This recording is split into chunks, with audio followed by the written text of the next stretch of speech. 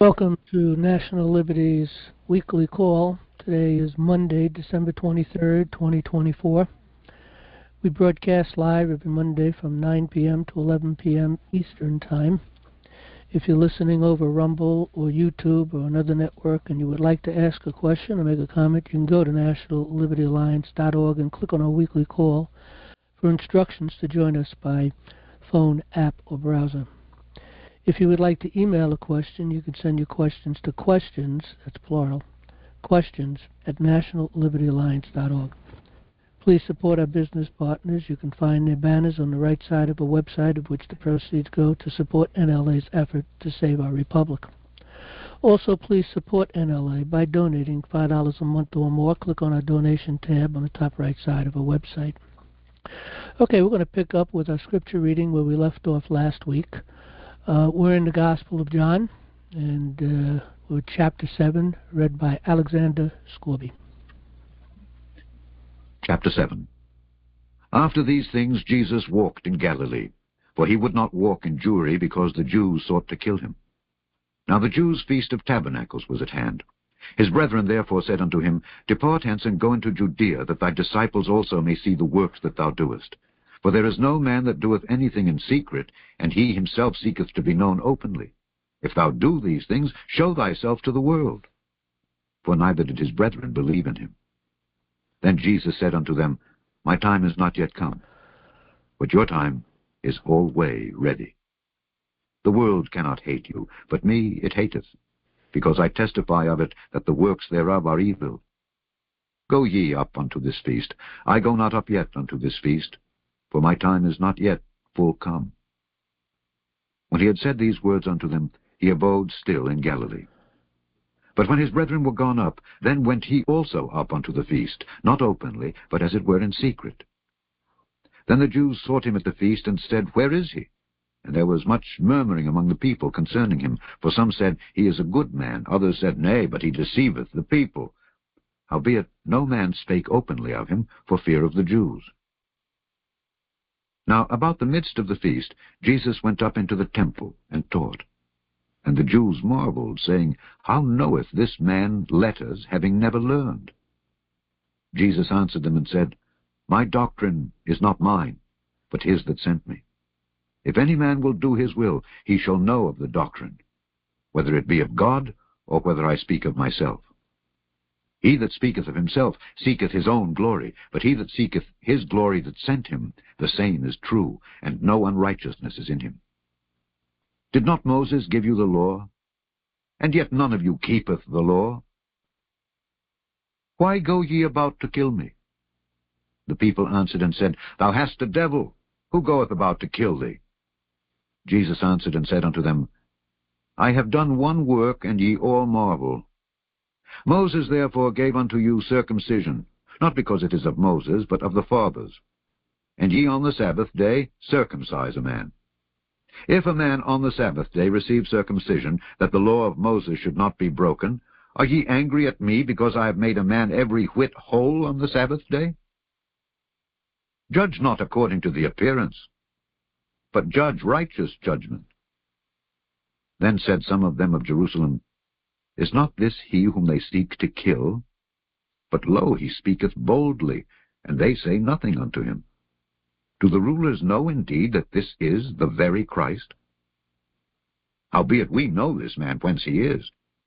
But when Christ cometh, no man knoweth whence he is. Then cried Jesus in the temple as he taught, saying, Ye both know me, and ye know whence I am. And I am not come of myself, but he that sent me is true, whom ye know not. But I know him, for I am from him, and he hath sent me. Then they sought to take him, but no man laid hands on him, because his hour was not yet come.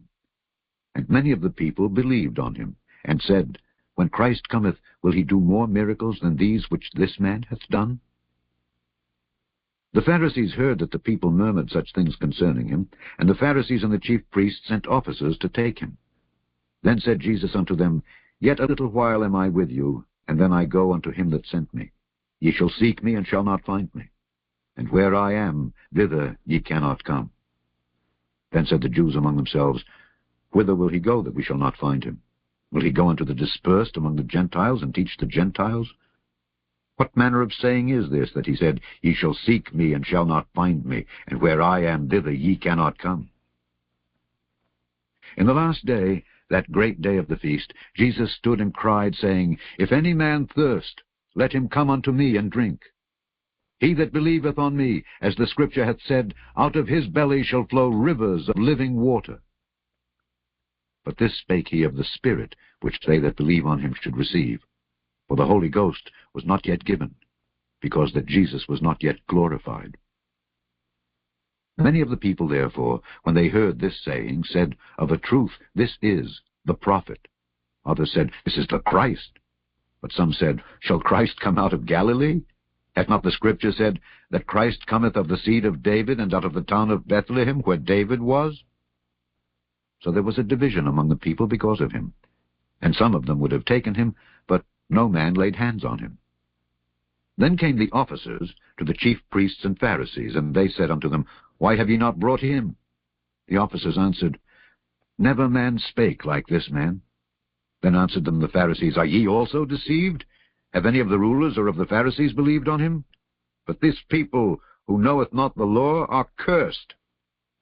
Nicodemus saith unto them, he that came to Jesus by night, being one of them, Doth our law judge any man before it hear him, and know what he doeth? They answered and said unto him, Art thou also of Galilee? Search and look, for out of Galilee ariseth no prophet. And every man went unto his own house. Okay, Jen, do we have any questions tonight or any announcements? We have two questions tonight, John. The first question I don't think we have talked much about. It's my understanding that this smart meter epidemic is nationwide. All the states are trying to get them installed. They're a method for having control of your power.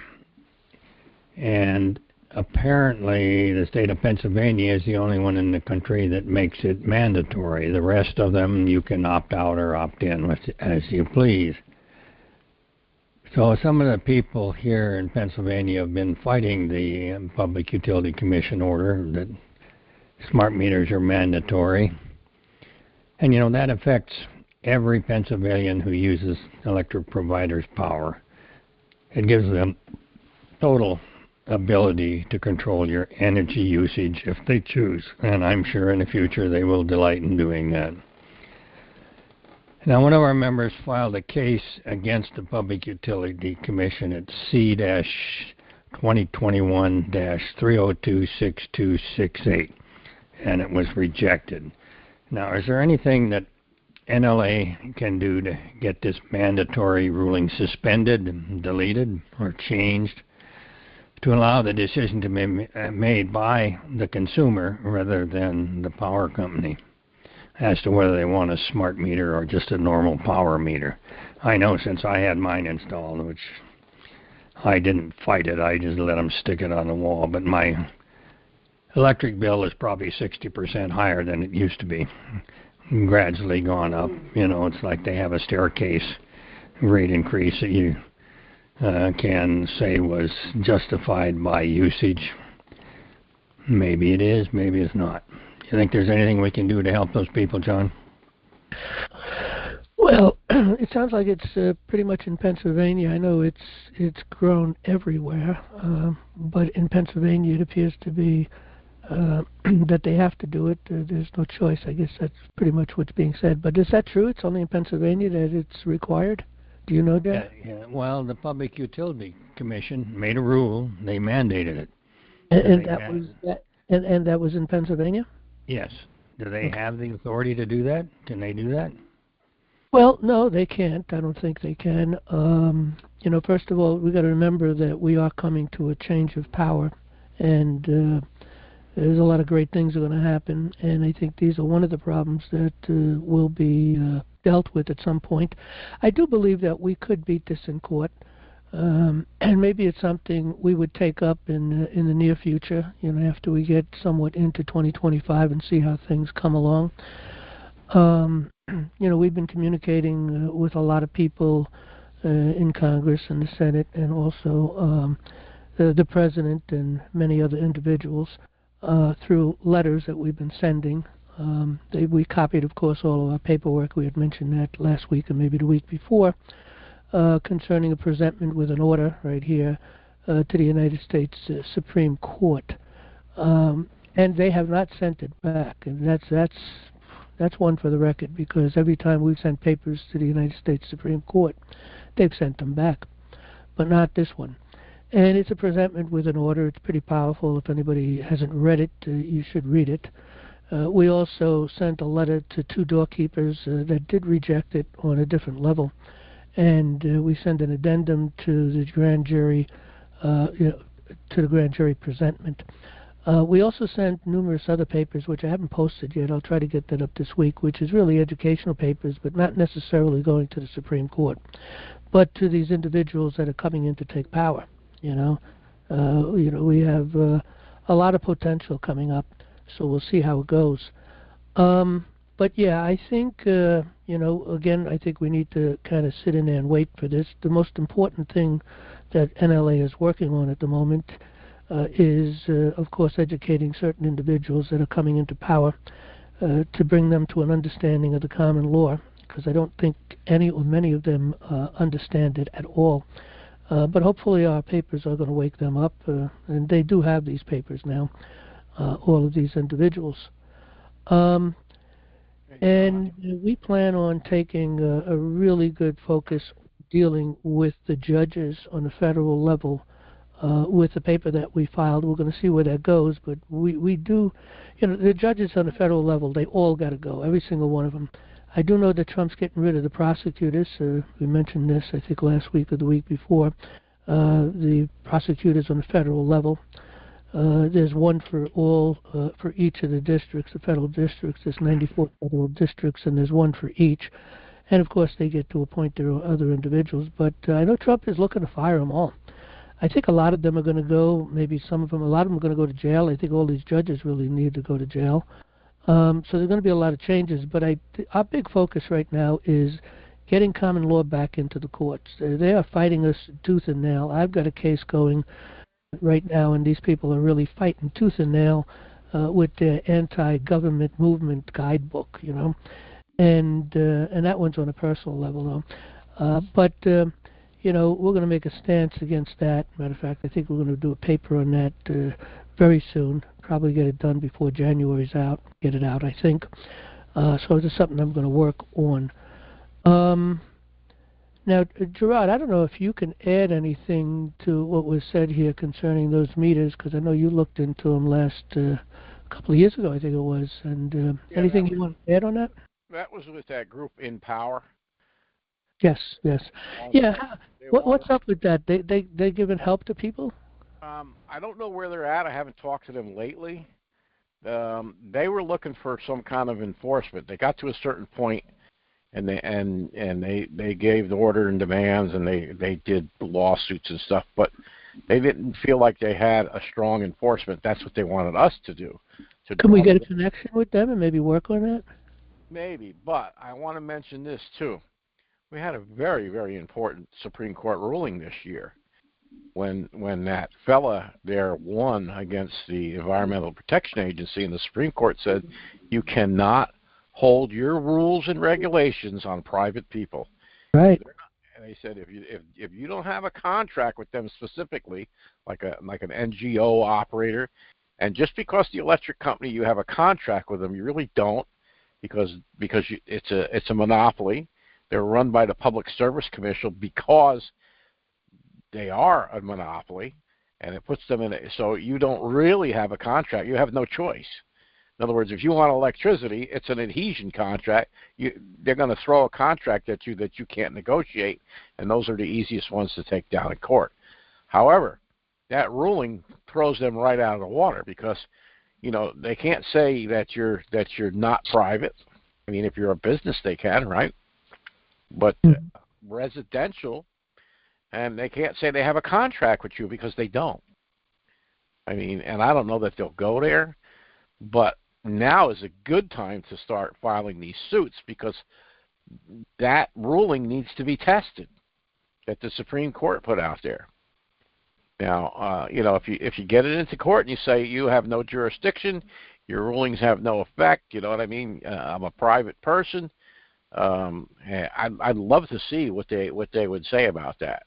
I mean, and I wouldn't take it to the Supreme Court. I would take it in the lower courts first and give them an opportunity because Trump's coming out every day with stuff they may not want to fight with it. Now, other people have won them in different ways, and the guys, the in power people have, all the things that work successfully. And there's what they did was they started going after the officials, and they started suing the officials, and that's what worked. But I can't give you the details. That was a couple of years ago. I haven't really talked to them since. But when they raised the bar and they said, look, you are in this position, and so you're the one that's in control, and so we're going to sue you for this. And they started having what they would do is the guys would back off because they didn't know what kind of they didn't know how to fight that. So I would look up and see what they have. I haven't checked on them lately. Yeah, I'd have to talk with someone from that group that has the knowledge of everything they're doing, and basically, if I can get a lot of info from them, I'm sure I can write papers for that. Well, there were two main guys, if you remember right, and we were. Yeah, it's a while back. I know you had some contact, or really. Yeah, well, we were in contact with the top guy. Mm-hmm. So, well, let's see if we can't connect with him and have a conversation, get a meeting going, see what's going on. You also have RFK Jr. is going to be fighting this too. Yeah, I think at some point that electric might become free. I remember back in the 70s, after I came out of the service, the electric bill I was paying at that time was like $45 every 2 months. Okay, we didn't even get a bill every month. You got a bill every 2 months, and it was $45. I mean, right now it's my electric bill's like $800 a month. It's really ridiculous. I don't know how bad it is for other people outside of New York, and but it's really high, and it's crazy. Yeah, I don't know how they got it so high. They got me on thousands. Well, what they try to do is enforce things through proxy, because they control the commercial process and they push things onto the, in this case, the electric company, and the electric company comes to us and tries to enforce it upon us. And again, it's through proxy that they're pushing that, and we can make a case on that. But first I'd have to understand more of the details of the pros and the cons of going into the system that the legislature has pushed us through. So we'll see where we go with that. Right. Hey, John, let me ask you, why do you think the bills will be free, the power? Well, I think there's going to be a lot of things happening. Money is going to change. We did something on, goodness, what was it? Quarter. Let me see what this was. Hang on a second. When you went over the money thing? There's a lot of things. First of all, I know our electric company is really owned or being pushed to be owned by foreigners. I know the post office they don't own the post office, but it's a foreign corporation or a company of people that are actually controlling the process, and there's something worked out with the government through the post offices. And that's a problem. I was kind of surprised that Trump brought up this idea of potentially putting it out to private corporation to run it. I don't think that's a good idea. And it's something that we might want to really try to get more information on if it's going to go that route.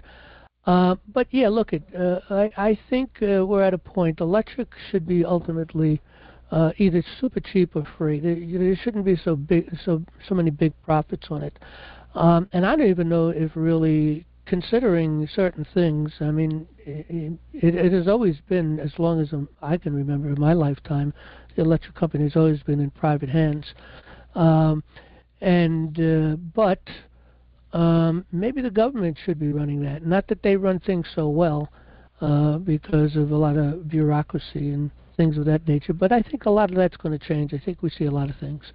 But certain things I do think electric should be free. I think it's something that they owe to the people ultimately. They have burnt us.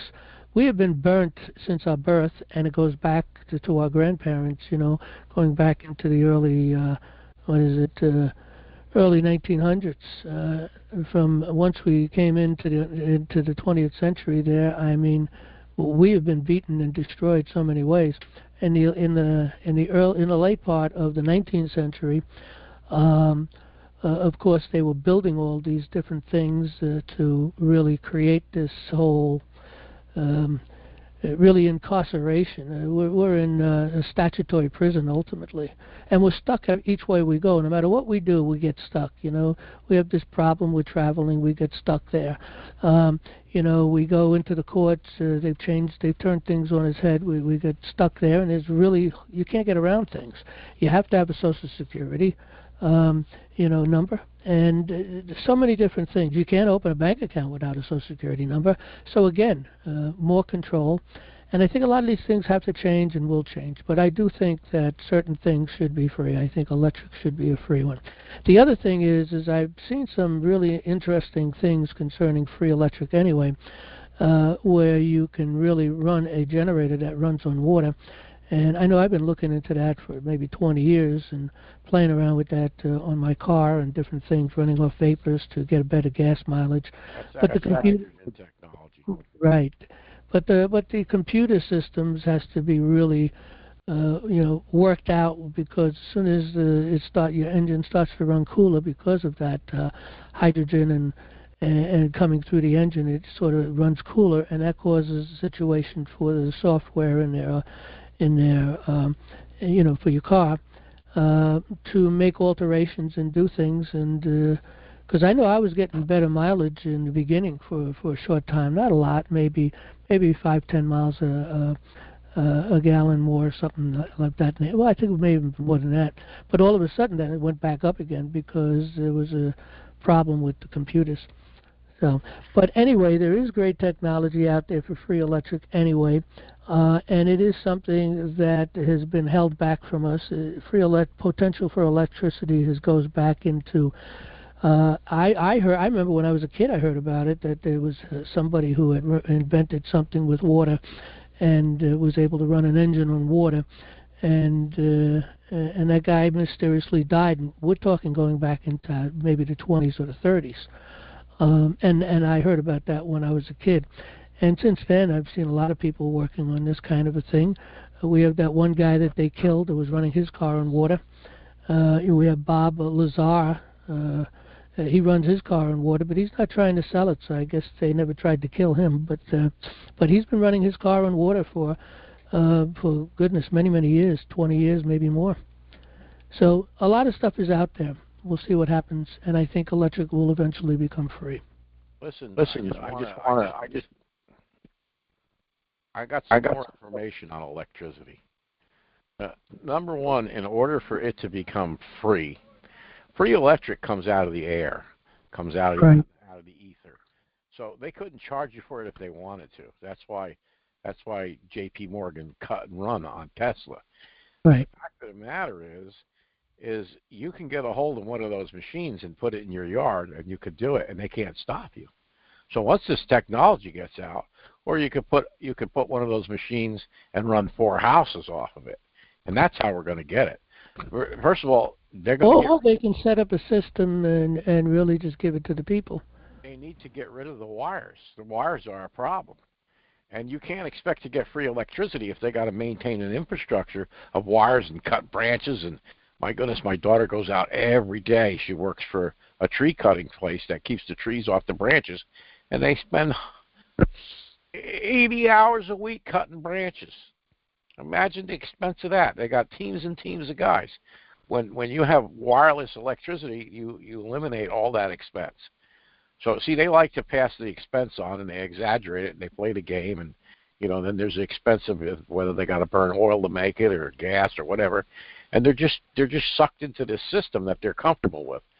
But once the technology is out, it's going to come. They're not going to be able to stop it, basically. Yeah, I think there's a lot of things out there that's really going to make major changes for our lives in many, many different ways.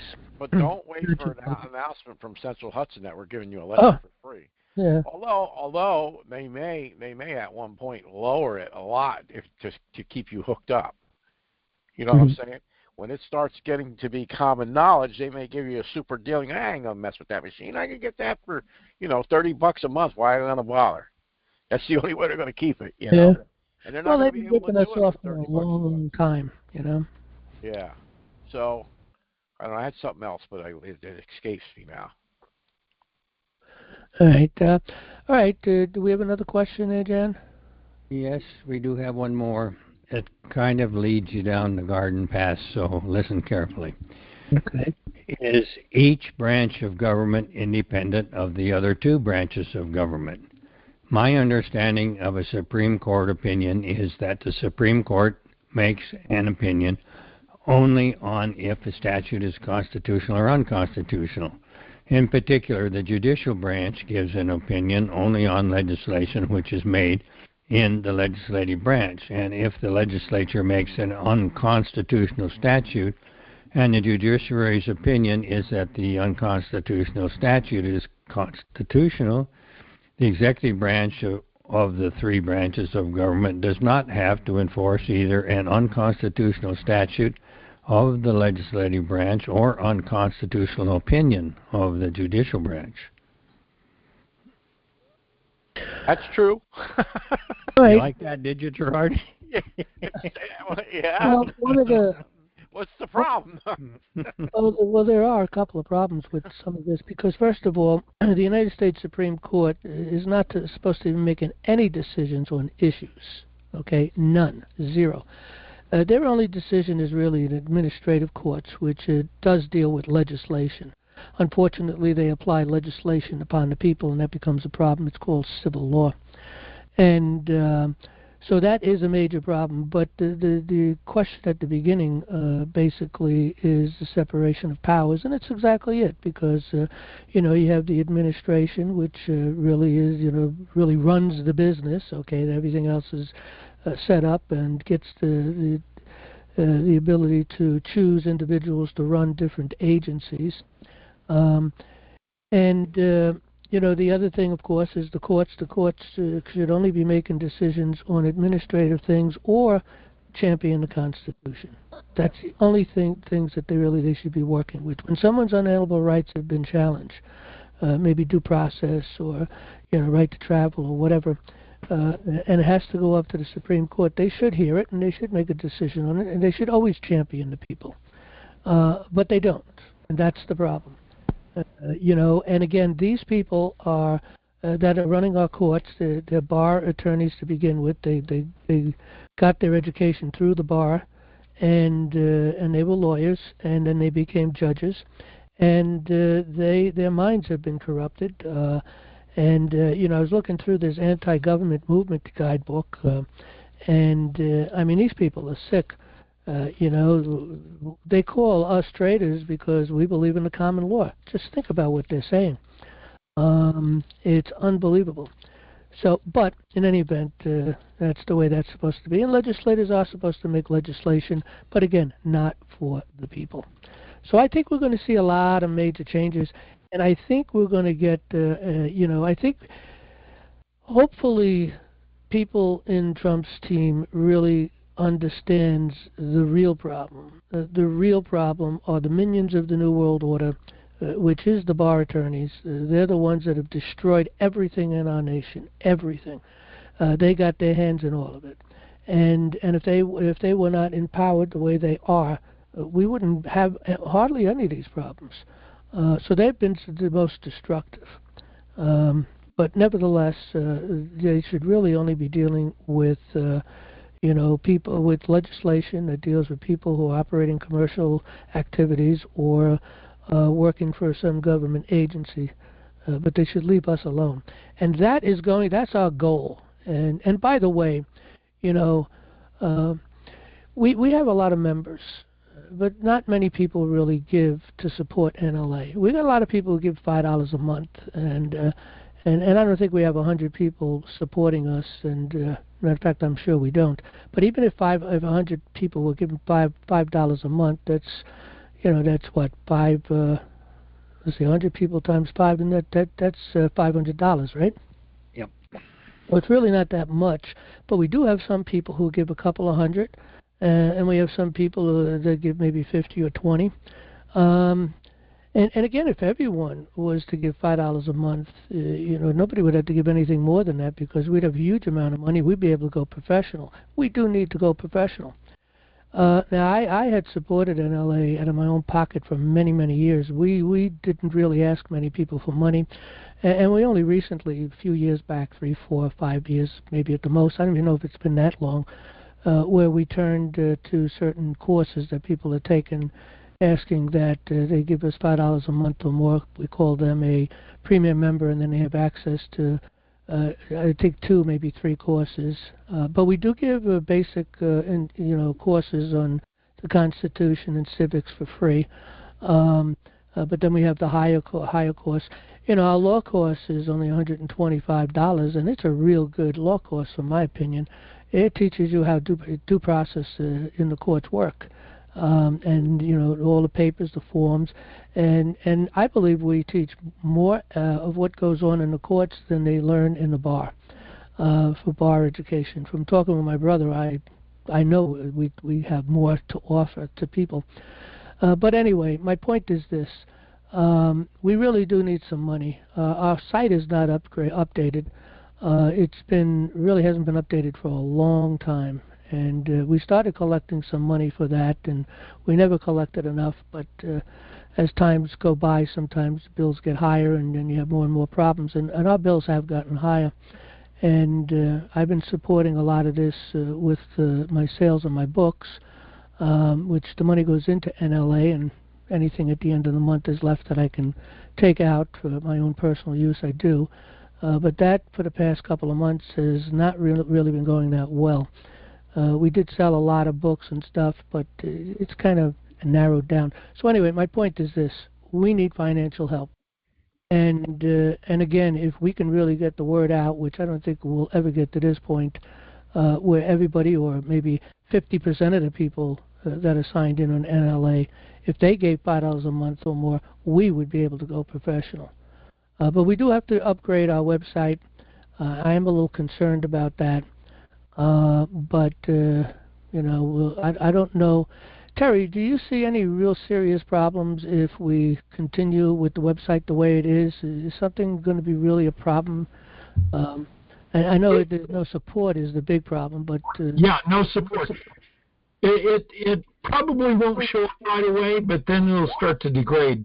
And any security holes that are there, once people realize that it's an older version, they'll exploit those security holes, and that's what I'm most worried about. Okay, thank you. All right, so anyway, hopefully people will consider that. But I really want to go back to, and by the way, once we get back to the real dollar, gold and silver, things are the world is different at that point. I mean, we'd be asking people for maybe a quarter, and a quarter may be a lot to ask for. I don't know, 25 cents. Because the dollar is only worth 3/4 of a penny. Now I updated this. It used to be a penny's worth, or two. No, I think it was called 2 cents worth. The dollar was down to 2 cents. I did that paper back in 2008. But just recently, about a week or a month ago, maybe a month ago, I revisited that paper and updated it from 2008, bringing us up to 2024.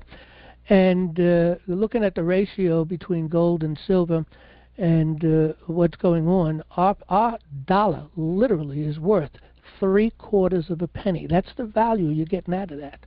And then you can see how inflation has to take its place in order to support that people can even live their life. And silver has really been held. Matter of fact, gold has really been held back also. Even though it's hit, what is it, 2,500 that I hear? I don't know if anybody knows what gold is going for now. But I think last week, Eric, didn't you bring something up on gold? Wasn't it about $2,500 an ounce? It's been 26 to 27 of late. I don't know what it is today, but yeah, it was up even. Yep. But then it came down a bit. Well, that in itself still is not enough because that's how bad the economy is. In silver, look at the ratio between silver and gold is 20 to 1. Okay, 20 ounces of silver, that's 20 silver dollars, equals 1 ounce of gold. Okay, that's the ratio going back before inflation existed in the sense because we didn't have a bank at that point. But you go back to 1913, the dollar, which was valued, has 100 cents in it, but and that would be the silver dollar, the paper dollar supported by silver. But it was $19.96, okay, for an ounce of gold, which is 4 cents below the 20 silver coins, silver dollars. So we're going to have to get re-educated because this is going to happen real quick. If we go to gold and silver, as soon as that happens, there's going to be a re-education understanding money and how it works. It's going to take a little bit of while to get used to it. But you know, again, things will be very, very different. You know, you might make $40 a week, but that $40 would go a long, long, long way. But anyway, I know we went through this paper a couple of weeks ago or a month ago or so when I wrote. Quick note, John. 26.18 is gold today. That's down, and silver is 29.74, and that is down. And I yield. Okay, thank you. So 2600, I'll do it as a just a rough idea here. And silver was what? Silver was 29.74, and it was down. It was at 31 for a while. It had gotten higher, 32, I think, but it's 29.74. So that's 89. 89 to 1, almost 90. 90 to 1 on the silver one. It should be 20 to 1. That's how undervalued silver is. You see, they had to pull silver down and raise gold higher than it should be, but now I think gold is really it's still too low. But in any event, they had to push silver down because silver is a necessity with the electronics, and gold I think has some play in it too. I'm not sure if they use much gold, and well, I guess on the supercomputers and things of that nature, you want to go gold, you know. But silver plays a big role in the economy. Even copper, you know, copper plays a big role also, and that has been really held back. And of course, they've taken the copper out of the pennies now. The only thing that has its still metal values that hasn't changed, and they almost changed it back in 2008, is the nickel. Okay, the nickel is still the nickel. I think it's not sure whether it's 25%. Let me think. No. 75% copper and 25% nickel, I think. I'd have to look that up. But whatever the case may be, the metal in a nickel is the same. You know, I was saving nickels for a long time, and you know, you can go buy a box of nickels. I forget what they even cost, maybe $100 or something. Then you get these nickels, and because it's got the true value of its metals. But again, until everything evens out and we get rid of inflation, go back to gold and silver, and then everything will even out, level off, and things will be different. But we're going to have to get used to how money, you know, the value of money by, you know, what you earn, and then related also to what you have to spend. I know in New York City, many apartment buildings when I was growing up, and you go into all these halls of these apartments in the Bronx, you know, not just in Manhattan, in the Bronx, Brooklyn, Queens. Beautiful, beautiful.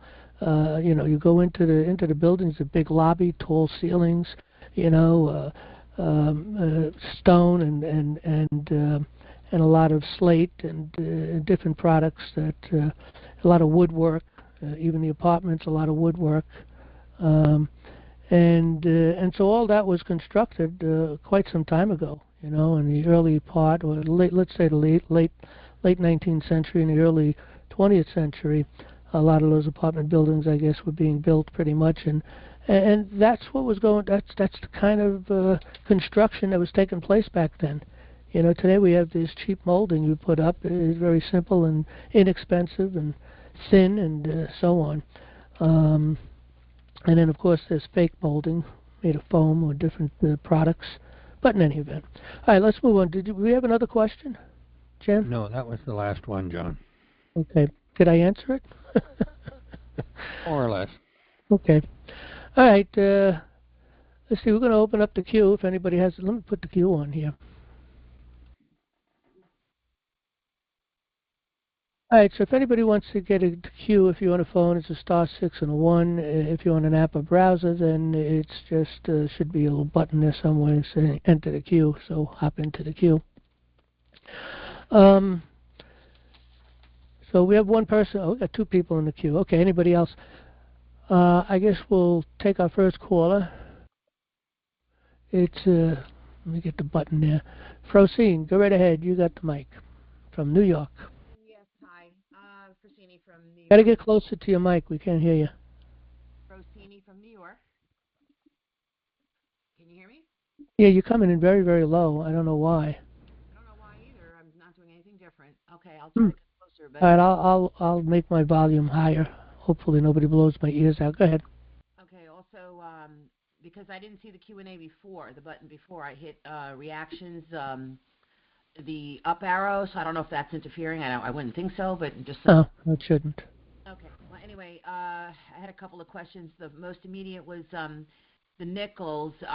They changed their appearance, I don't know how many years ago, and now they have that funky-dunky face. Yeah, they play games with all the stuff like that. Nichols have taken a few different moves, but yeah. And is the composition of the metals the same, even though... yes. It is, okay. All right, and... what was the other Well, 2008, they tried to make a move to remove the nickel and probably the copper too, you know. But it didn't pass. I was very surprised at that. I had thought it passed in 2009. But I think Congress passed it in 2008 and the Senate rejected it. I don't know. I think that was the case. But in any event, it didn't go through, and it still has its full, impact of metal value. It has the same amount of copper and nickel, you're saying? Yeah, and I'm not sure what the ratio is. I don't know. Maybe someone can look that up. It should be pretty quick to be able to, Okay, what about sliver of what might be copper in dimes, or is that gone? You know, everything's out. There's nothing worth anything in the dime, the quarters, pennies, nothing. It's all just garbage. I think it was 88, if I recall, that they took the copper out of pennies. You know? So. My other question was, or the earlier question was about the three branches of government, and this might be a stupid question, but it occurred to me as you all were talking about it. The original founding fathers, when they made the three branches, what did they foresee the legitimate purpose of the legislation was? In other words, I tend to equate legislation with statutes, which to me is anathema. Again, I could be misunderstanding. If legislation is making laws that generally lean towards inappropriate laws, unconstitutional laws, statutory laws, what then was the original intent of legislation if it were to be operating correctly under the Constitution? Well, the problem, first of all, our founding fathers were very clear on what kind of legislation they could write. We find that in Article 1, Section 8. And there are 18 powers. We can go through that. I may just read out a few of them here. To regulate commerce with foreign nations and among the several states and with Indian tribes, establish a uniform rule of naturalization and laws on the subject of bankruptcies, to coin money and regulate the value thereof, establish post office, post roads. And so it's pretty well laid out here, what they can do. And there's nothing in here about controlling the people because we're supposed to be free and independent. The problem is, we've been assaulted by the minions of the New World Order even before we became a nation because we had a lot of chancery courts already in the colonies. And there was a lot of things going on and anger about these bar attorneys coming in from England. I've heard of many stories that, they'd come into certain places and some of these people would be, tarred and feathered. I don't know how true that is, but these are the kind of stories I've heard. I didn't pick that up in my research. But the thing is they ran chancery courts. Chancery courts is where one person makes the decision on everything. They try the case. There's no jury, and it's just one individual, and it's a lot of corruption, a lot of problems. And I know they were moving out west early on, and I know there was a big movement trying to get the common law out there, so there was a lot of people trying to move that forward into going out west in the western states as they were being developed. But you read about some of these judges that really are really out there. But the problem is we have been plagued with these chancery courts, and you know, it was 1934 Rules Enabling Act where they combined civil law and common law, and well, let me change that. They combined equity, which really was civil law ultimately, but equity and law, and then they call it civil law, okay, or Roman law. So it's all the same thing. But the bottom line, that's when they slowly, well, they've been slowly creeping in on this. I remember, what is it? Let me think about this. Forget the guy's name. Anyway, there's been a problem with this going back into like 1850s and the 1860s. And already, you know, municipality law was a big play within cities, and that became a problem, and it just grew and grew and grew. But 1934 is really when we totally were knocked out, when legislators gave the authority to the United States Supreme Court to write their rules. So we no longer have common sense. Because before that we had common law, and common law is nothing more than common sense with an eye towards justice. That's what common law ultimately is. Very simple. It's written in the hearts. We know what the law is. We know when a wrongdoing's been done, and we know how to how a person should be, taken care of as far as getting some kind of justice, compensation for whatever damages. But Lysander Spooner, that's the one I was thinking of. Lysander Spooner, he's the one that mentioned, and he talked about the grand jury, and the juries particularly, and he's the one that mentioned even back then there was major problems, and this was going back into, Lincoln's time. So. Well, that's right. The dates that you mentioned make me wonder. You mentioned 1860. Mm-hmm. That's the time of the Civil War. Right. And then also so I wonder what the connection is. Yeah, when you're talking, it's like you're moving away from your mic and back in again. Do you have a mic on your headset, or are you talking in a mic on your? Okay. What are you on, a laptop? Yeah. So you got a built-in mic, so all right. I didn't really get that question. So what I said was the dates that you mentioned, 1850, 1860 is around. Yeah. And also 1934 is right after World War II.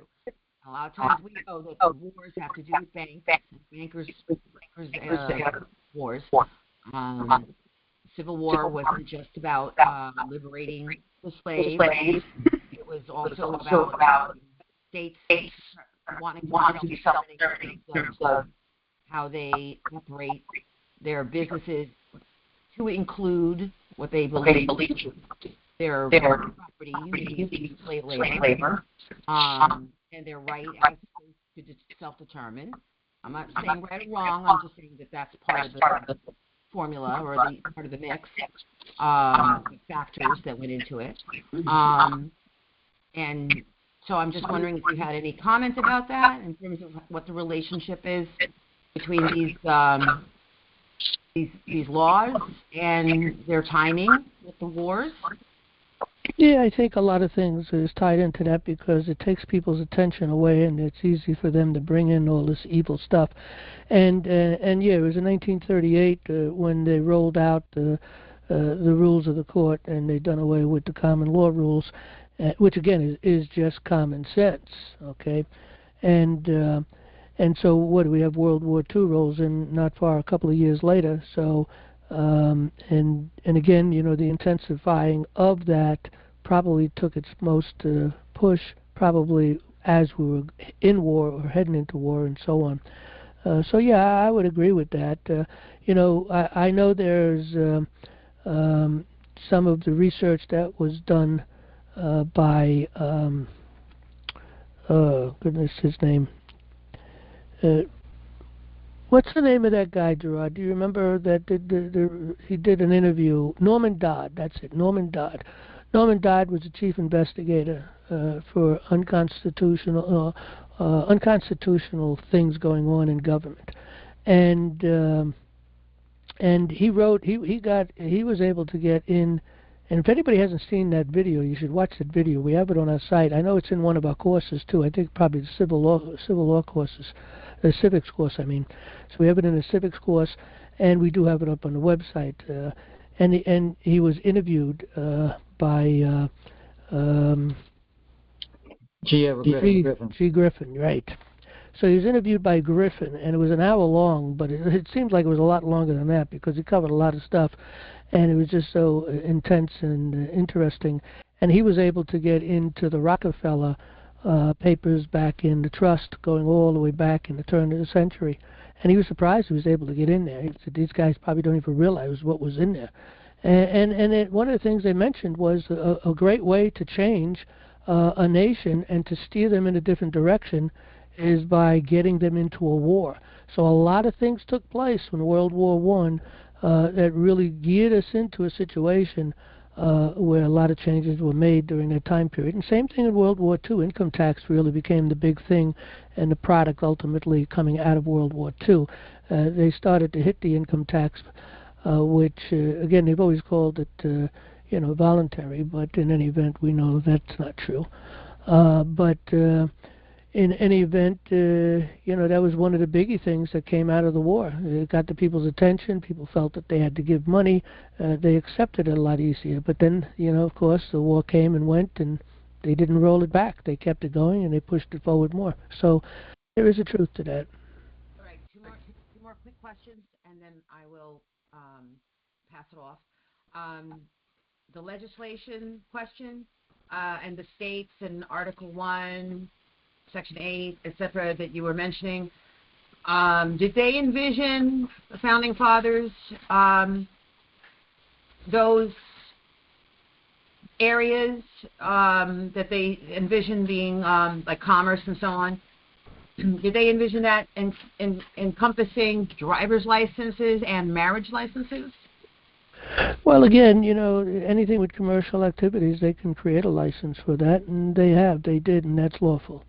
But again, it was that push for civil law, which really started out municipality law, which is the law of the cities, okay, the law of the city.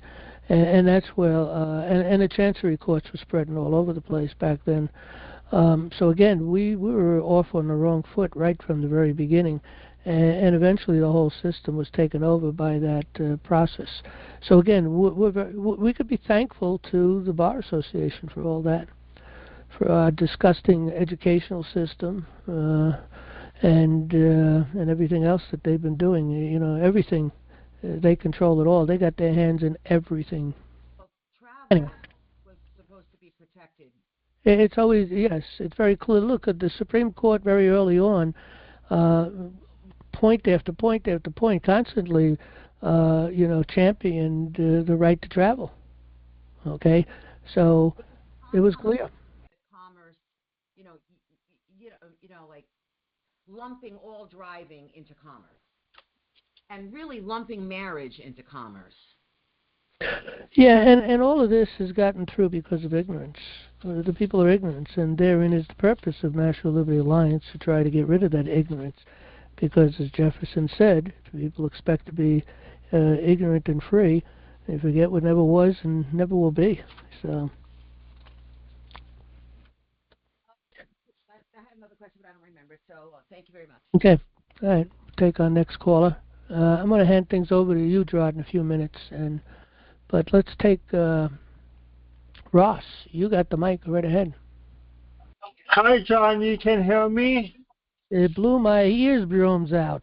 You Had need my to turn your, I can hear you. I can hear you need to turn down your volume now. you. Okay. Right, I had it up for Frosine, so. But go ahead. Do these people will be successful removing Trump before he is getting office? What about successful in Trump in office? What? No, I was just saying, because people say Trump violated the 14th Amendment.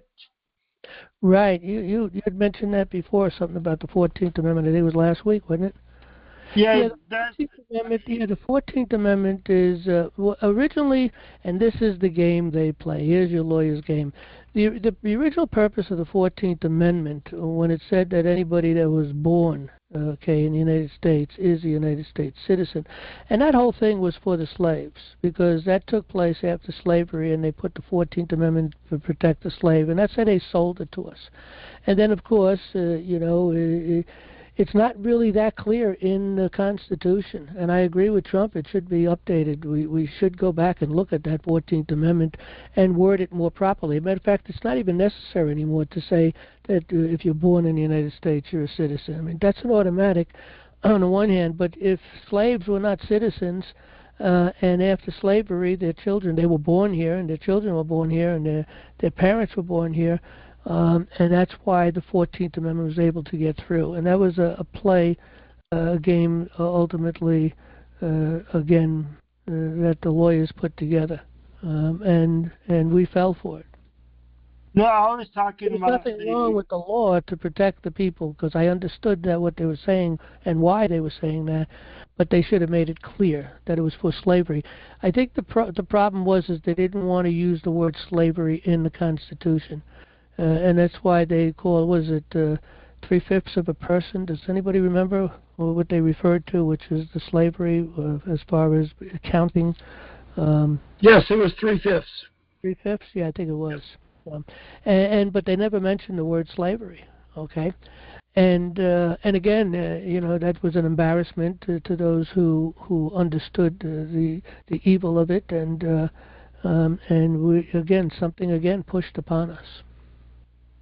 No, I was talking about the class that talks about the insurrection part of the 14th Amendment. Okay, let me go take a look at it, and we'll read through it. You want to read the part you're thinking of? I don't have that up right now. Okay, let me see. I get it. All persons born or naturalized in the United States and subject to the jurisdiction thereof are citizens of the United States. It's the second clause of the article, I think, or clause 3. Okay. Because we have a section 2 and a section 3 and a section 4. So you think it's section 3? No, that's the Senate. Representatives shall be apportioned among the several states. What am I looking for particularly? I didn't realize there was so much in the 14th Amendment. It's the one with about insurrection in the 14th Amendment. Okay, insurrection. Okay, I see it. Let me think here. We would start. Well, no person. Okay, Senator, blah, blah, blah. State have taken an oath, member. Okay. Constitution. Okay, let me see where this sentence begins all the way at the beginning. I see it here. It's not so easily, but it says, or as members of any state legislature or as an executive or judicial officer of any state to support the Constitution of the United States shall have engaged in insurrection or rebellion against the same, or given aid or comfort to the enemies thereof. But Congress may, by vote of 2/3 of each house, remove such disability. So again, are you talking about this potentially being used against the enemies of the people that are in government? Yes. Yeah, I can see how this could be applied, but logic in itself applies because it's treason, number one, and you know, there's another word for it, which is called fraud, but treason is much more powerful because that usually calls for the death penalty in most cases, I would imagine, and should.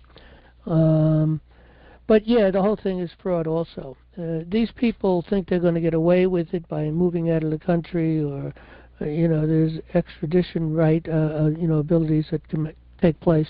We're going to reach out and grab them anyway. But they think they could be pardoned, or they think that they're okay because they have some kind of a sovereign immunity, which is all BS, and so on. So I think we're going to see a lot of Congress disappear. You know, they're going to be removed. I mean, just that one case that is going up against the oaths. What's those brothers' name? Anybody remember the brothers' names? I think you mentioned it once before for me, Eric. The Brunson brothers. Brunson, yes. There you go. Yeah.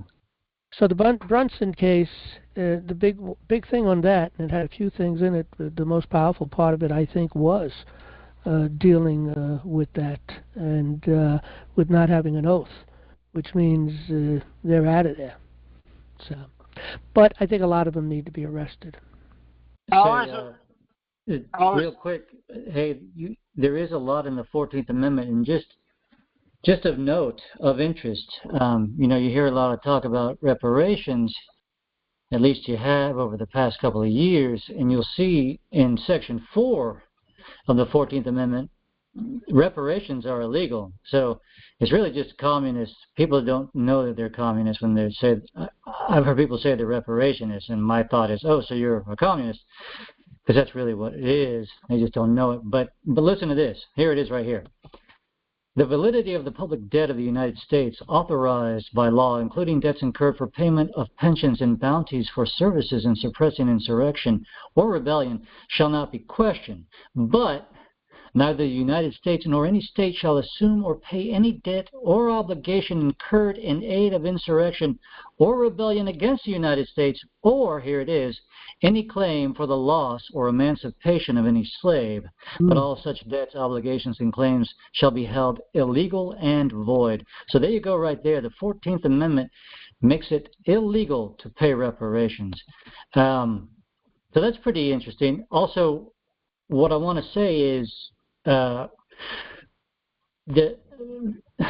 I've not read all of the debate on the 14th Amendment in the Congressional Record, but I read a good bit of it, and none of these lawyers' tactics are in there. It's straightforward.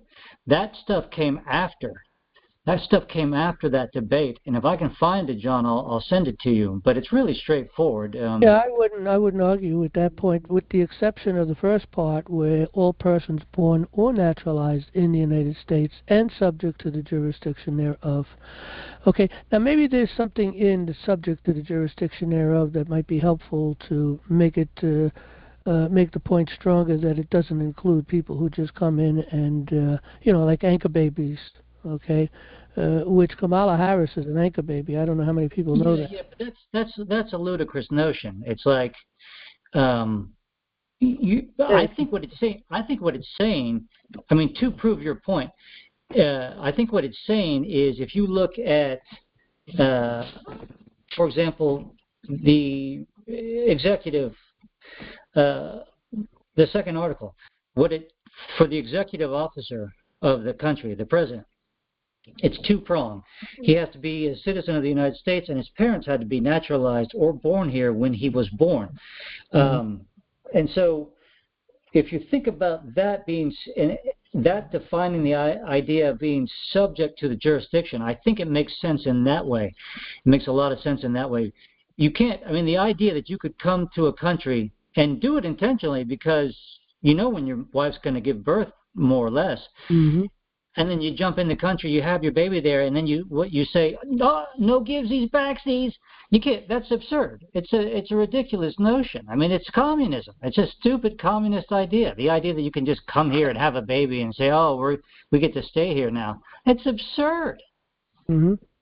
Well, that's true. They knew what they were doing, but on the one hand, but on the other hand, you know, the people who are enforcing these things, they're just useful idiots, and and they don't really study the law themselves deep enough. Precisely. Precisely. You got it. Some people have been born out of the country to two parents that are American citizens, and they are an American citizen no matter where they're born. It doesn't matter. If they were traveling while the birth took place, or whatever the case may be, or visiting, then they're of course a citizen. What was that senator's name? No name. I guess his no name has been so long that I forget his real name. His daughter was, I can't think of it either, but yeah, his daughter was in the government too. McCain. McCain, that's it. Yes, and he was born, out of the country, and because I think his father was in the service and he was out at the time. They tried to make a big thing about that years ago when he was running for president, and yet Obama, they gave him nobody picked up on Obama. We know that he wasn't even born here, but the key thing here is his father was not and never became a citizen of the United States, and that disqualifies him. Amen. Hey, Gerard, you want to take the mic? You got any other questions, Ross?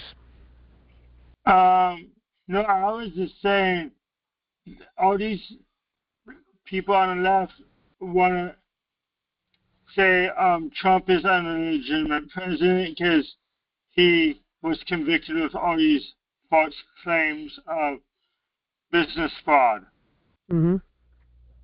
And they said that Congress should remove him from office. Yeah, well, they're doing everything they can, and nothing seems to be working for them. That's not going to work for them either. So their big thing is to really cause havoc and chaos, and that I think is really what's coming down upon us soon. But that may not work out too well either. So we'll see how that goes. Yes. And by the way, we only have one other person after Ross here in the queue, so if anybody else wants to get into the queue, again, if you're on a phone, it's a *6 and 1. I yield. Huh? I yield. Okay. Okay. Can you hear me? We can hear you. Okay. What are you coming in two ways? Because I see you look like you're muted, but you're talking and I'm hearing you. I'm on two different screens, so that's why. Okay, that's what I thought. Okay. Yeah, I'll be here in the background, but I may have to be pulled away for a short here or there. But go ahead, you got the mic. We do have the next person. And again, we have E there's next. But anybody else wants to get into the queue, there's nobody else in the queue after E.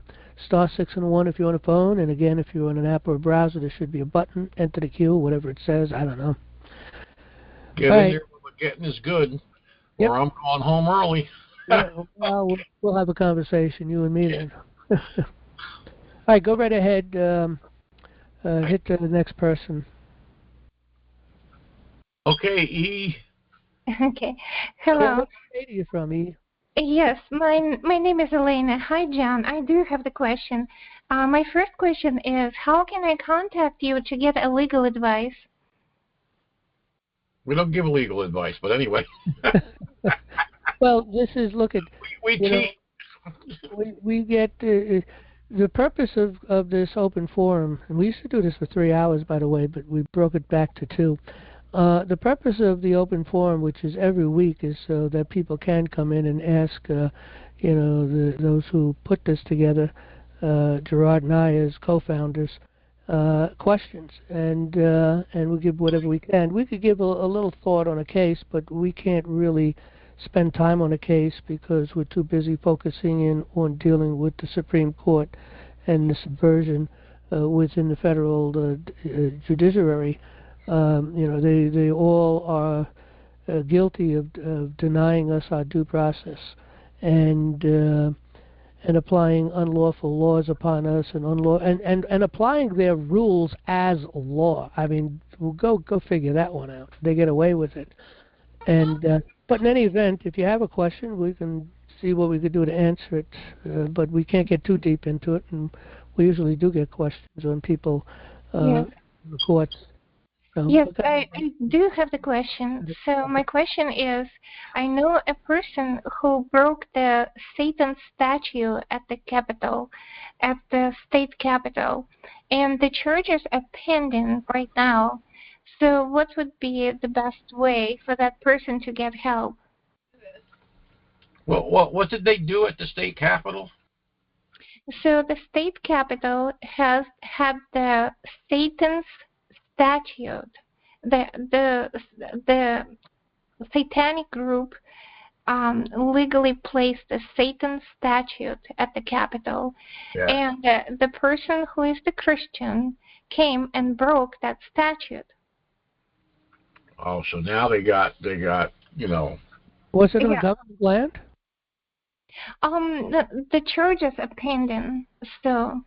But I mean the statute, was it on private land or government land? Oh, it's at the Capitol.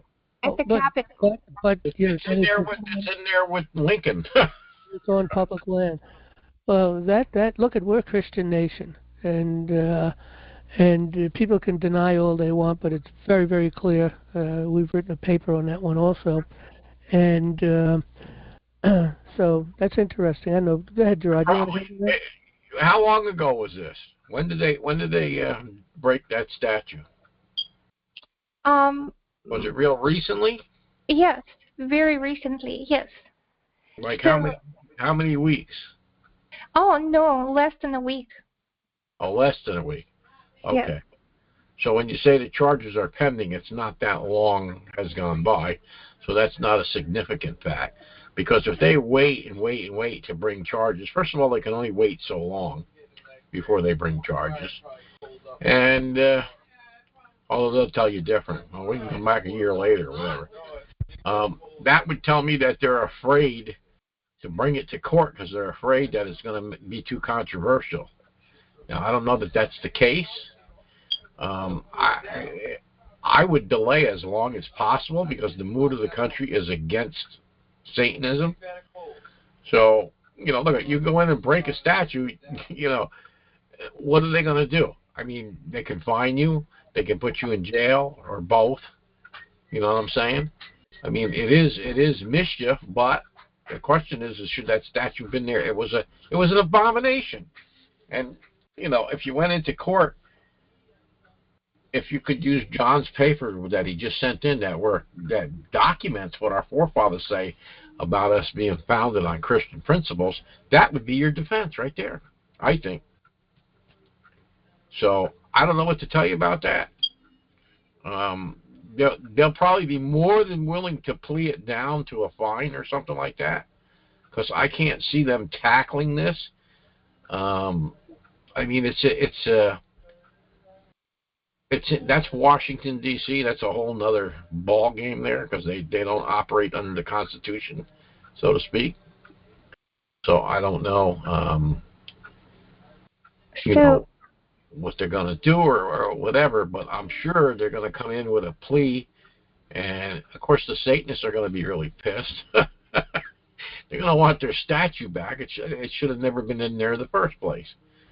So I don't know how much that is known about that. This person should be trying to raise money online, though. I mean, I would go to the Christian groups and let them put some money in the till for their defense, because I think there's numerous different defenses you can make on that. So what would be the best way? Where to start for that person? Well, I don't know. First of all, one of the things they need to do research, because who approved that statue? How did that statue get there in the first place? Is what I would want to know.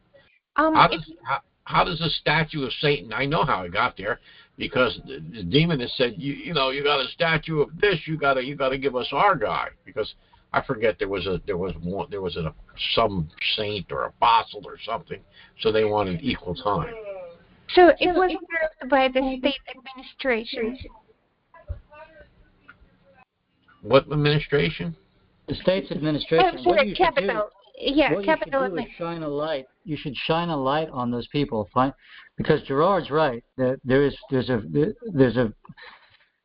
there's a rise in Christianity, and people are going at the height of the perversion of the First Amendment's freedom of religion has just about come and passed. But you saw it a few years ago when the Church of Satan came out and said, if we can't abort babies, that goes against our religion. And so, but Christians are on the rise, thankfully, at least to some degree. So what I would do is advise this person to highlight the people in the state administration who are doing this, because they're undoubtedly Satanists. And I think Gerard's pulling something up, or John is. But also I want to bring to your attention Joseph Story's Commentaries on the Constitution. If you go to this, you can go to it at lonang.com, and a great Patriot friend of mine by the name of Nikki pointed this website out to me. It's a great website. Laws of Nature and Nature's God is what it stands for. LONANG.com. It's a very clean website, easy to find materials on there. Lonang.com. But you'll find Joseph Story's commentaries on there.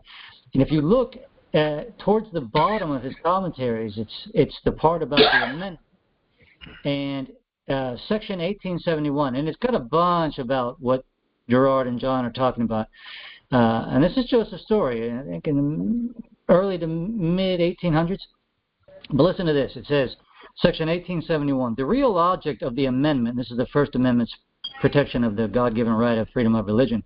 The real object of the amendment was not to countenance, much less to advance, Mahometanism, or Islam, or Judaism, or infidelity.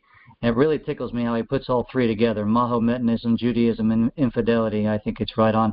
By prostrating Christianity, but to exclude all rivalry among Christian sects and to prevent any national ecclesiastical establishment which should give to an hierarchy the exclusive patronage of the national government. In other words, what he's talking about is there was in the original colonies, nine of them had said, we're going to go with a certain sect of Christianity.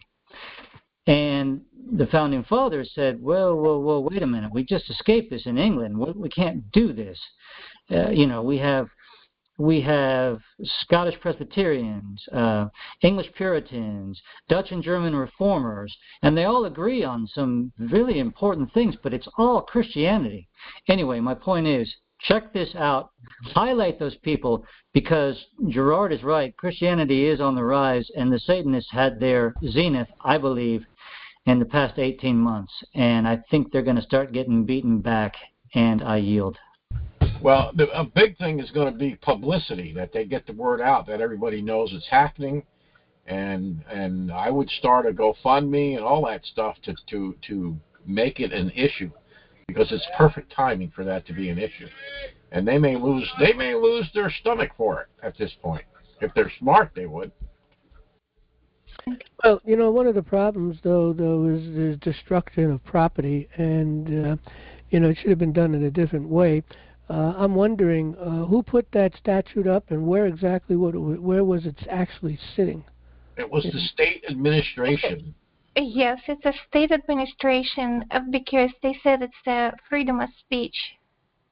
Well, the Satanists... That's also upholding a certain religion, okay, by making some kind of a legislation concerning the practice of some religion and putting a statute like that up there.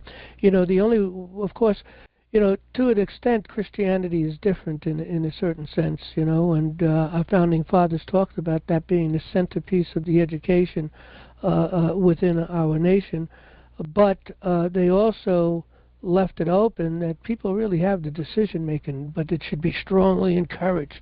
And of course the idea was not to really get involved in doctrines, church doctrines and different things of that nature, but to use the Bible as a historical book, and particularly for the purpose of teaching morality, because that's the key.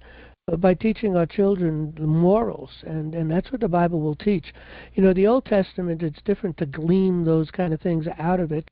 I mean, there are certain places you can glean things out that are pretty simple, like the Ecclesiastes or Proverbs. A lot of people can go right into those books and read and understand it very quickly. A lot of what's being said in there, there's much deeper spiritual meaning in there, and that may not necessarily be one to be expounded upon in a school, but reading for the purpose of education, reading for the purpose of morality, to train up a child on how they should walk. And the Lord says, if you train up a child on how they should walk, that when he is older, they will not depart from that. We do take even though we may even be rebellious, usually we take along in our life eventually at some point what we were trained up to be, if there was a training, of course. I mean, unfortunately, some children grow up without any training. They don't get it at home, and then they send them to school to be totally demoralized. So, but again, that's putting a religion up there, putting a statute up there. Again, they're historical figures. There are courthouses that have, for instance, and different buildings in Washington even, that has maybe Moses and others, statutes built right into some of the structures, the buildings. But remember, Moses brings us the law, the Ten Commandments, and that, of course, is an important thing. Again, he was a human being. He wasn't an entity. Well, that's true, but nevertheless, up there, you might as well have put Mercury and a couple of the other gods, so to speak. Yeah, well, that goes to gods now. He's a historical person. Yeah, but look what our founding fathers really wanted to do. Let me see. Let me get that paper up here because I think I have it in this paper here. In this paper, right here. Okay. This is interesting. At its founding, the land of America was looked upon by many as representing a new Jerusalem, and or a city upon a hill, and or a new Israel, drawing from 2 Samuel 7:10, where God said, "Moreover, I will appoint a place." This is that place for my people Israel. It's talking about New Testament era, and will plant them. That they may dwell in a place of their own and move no more. Blessed is the nation whose God is the Lord, and the people whom He hath chosen for His own inheritance. That's in Psalms. But here's the big thing. At the time as time went on, and by the way, the structure of our government it comes right out of the first 5 books of the Bible. Okay, particularly, Exodus Exodus particularly has a lot there. But also the first 5 books of the Bible were structured underneath that. The idea of 12 individuals making a decision in a court of law brings us right to the 12 apostles. 12 is the key. But anyway, as time went on, some of our founding fathers of America used biblical metaphors and word pictures to describe the new land. On July 4, 1776, the Continental Congress instructed Benjamin Franklin, Thomas Jefferson, and John Adams to design a seal for the United States. Jefferson was more ambitious and proposed design for both sides of the seal. Jefferson wanted and I think we should go back to this. Jefferson wanted an illustration of the Israelites' exodus out of slavery and bondage from Egypt for the front of the seal. Jefferson had a disdain for the institution of slavery. He never bought a slave, he inherited them. In Virginia, the emancipation of a slave was illegal, and he refused to sell his slaves. Therefore, Jefferson fought unsuccessfully to change the repugnant law in Virginia, twice as a legislator, once as a governor. In his draft of the Declaration of Independence submitted to the Continental Congress, he listed one of the crimes of the kings as forcing the institution of slavery on the colonies in America. In this draft, he described slavery as a cruel war against human nature itself, violating its most sacred right in life and liberty. And for the backside of the seal, Jefferson proposed an illustration of Hengist and Horsa, 5th century Saxon warriors from Germany. They came to England as mercenaries to help Britain tribe defend themselves against the rival tribes of the Picts and the Scots. Now Franklin had a similar idea to Jefferson and wanted to illustrate a scene from the Exodus of the Israelites. The seal would show Benjamin Franklin's design portrayed Moses parting the Red Sea with Pharaoh and his chariots being overwhelmed by the waters with the motto, "Rebellion to tyrants is obedience to God." Thomas Jefferson became so enamored with this motto, he incorporated it on his own personal seal design. The Liberty Bell in Philadelphia predates the Revolution. The Pennsylvania Assembly had the Liberty Bell made in 1751 to mark the 50th anniversary of William Penn, 1701 Charter of Privileges, which served as Pennsylvania's original constitution. The following Bible verse is on the bell, Leviticus 25:10, proclaim liberty throughout all the land unto all the inhabitants thereof. So no one could deny that many of our founding fathers of the United States of America were men of deep religious convictions based in the Bible and their Christian faith in Jesus Christ. Of the 56 men who signed the Declaration of Independence, nearly half, 24 of them, held seminary or biblical or Bible school degrees. The following Christian quotes of the founding, well, I'm not going to read those, but anyway, this is a paper, and I'm going to post it up in the same place because we did get this out to a lot of people that are really trying to change this nation. But we'll put it up right here on the front page over here. There's a couple of papers I haven't gotten up here yet, and that's one of them. I want to get them up here. I'll put them right under here, the addendum to the grand jury presentment, and we'll put two more up underneath that. I got one last thing I would give it. Just make my final point on this, though. That was a wrongdoing to go and destroy some property. It should have been done in a different way, and I think they could have got the same results because the times they are changing, and there is, I can't believe how much is really changing already. I mean, I knew it's going to get big, but I mean, people are really turning quickly. It's becoming much more popular. Liberty and freedom and bringing us back to our roots and so on and so forth. So I think if they would have approached that and went after the legislators who put that out there, to put that statue up there, it could have been beaten in the courts and taken down. And it also would raise the consciousness of the people concerning the problem. Back to you, Gerard. Okay, if they wanted to be really smart, they could have done that. That person should have done that like they did to Georgia Guidestones. Put some dynamite on it in the night and blow it the hell up and not be around. Nobody got arrested for that. The other thing I was going to say is you should do some homework because they were, back when the Antifa and all the riots and George Floyd and all that, they were pulling down statues and things all over the country. How many of them went to jail? How many of them were even charged with that? So some very famous statues they ruined, and I would use that as kind of a precedent. Oh look, you go after these people. You didn't go after these people that pulled down this statue and that statue, and most of them were probably Christian men and generals and things like that they didn't like. And they didn't get charged. Why didn't they get charged?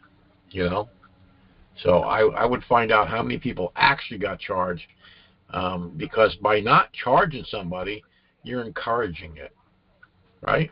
I mean, in my mind. So just something to think about, maybe something to include in the case. So my question is, where should that person start? Because that person is not knowledgeable on their. First of all, if they don't know how to write papers and things like that, then they should not be going into court on their own because they don't know procedure. They won't know how to move things in the court and things like that. I hate to say it, but they'll need an attorney. And, unless you can get, somebody like Brent Winters, who's a common law attorney and not a bar attorney. But, there may be some bar attorneys that are willing to defend this particular thing, but they probably won't go where we just went. I don't know.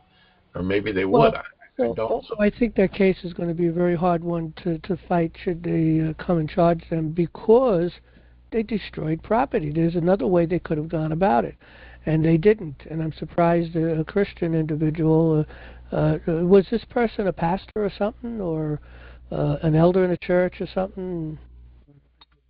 Not in my knowledge. I got to get this phone. Not in my knowledge. But they were obviously Christian, I would think. Yes. You can. I mean, what complete about insanity. what about being so moved?